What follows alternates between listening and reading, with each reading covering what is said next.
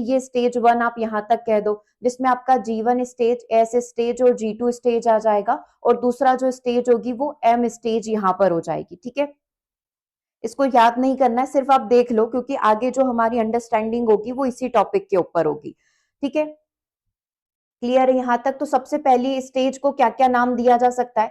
सबसे पहली स्टेज को इंटरफेज आप कह सकते हो, हिंदी इंग्लिश दोनों में ही नाम देख लेंगे, बट मेक श्योर कि आप ये चीजें इंग्लिश में ही याद करें ताकि आपको आगे कोई भी कंफ्यूजन नहीं हो।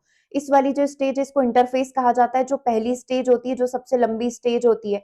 ठीक है, इंटरफेज आप इसे कह सकते हो, और क्या नाम दे सकते हो आप इसे? ग्रोथ फेज यहाँ पर कह सकते हो, जहां पर कोशिका का क्या होगा? ग्रोथ यहाँ पर होगा, इसे ग्रोथ फेज भी कहा जा सकता है। हिंदी में इसे क्या कहा जाता है? हिंदी में इसे अंतरावस्था यहाँ पर कहा जाता है। ठीक है, क्लियर है? ये सारे इसी के नाम है, जिसके अंदर आपका G1 फेज आ जाएगा, ठीक है, जिसके अंदर आपका S फेज आ जाएगा, और जिसके अंदर आपका G2 फेज आ जाएगा। ये सब किसके अंदर आ गए? इंटरफेस के अंदर आ गए, है ना। इन बिटवीन मतलब अभी कोशिका रेडी हो रही है किसके लिए? डिवीजन के लिए। इंटरफेस यहाँ पर होगा, I फेज आप इसे कह सकते हो।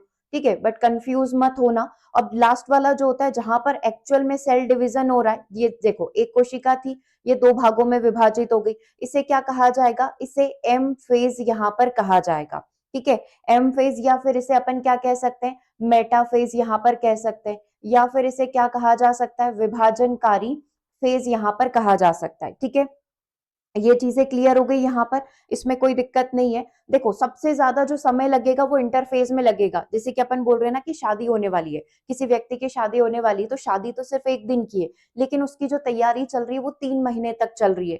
ये खरीदना है, ये शॉपिंग करना है, ये प्लानिंग करनी है, ये सारी चीजें। तो यहाँ पर इंटरफेस का सेम काम है कि 90% टाइम जो है वो इंटरफेस में ही लग जाता है, G1 में, S1 में और G2 में लग जाता है। बचा 10% जो है वो अपना एम फेज होगा, जिसमें क्या होगा? एक्चुअल में सेल डिवीजन होगा, एक्चुअल में कोशिका क्या होगी? विभाजित यहाँ पर होगी।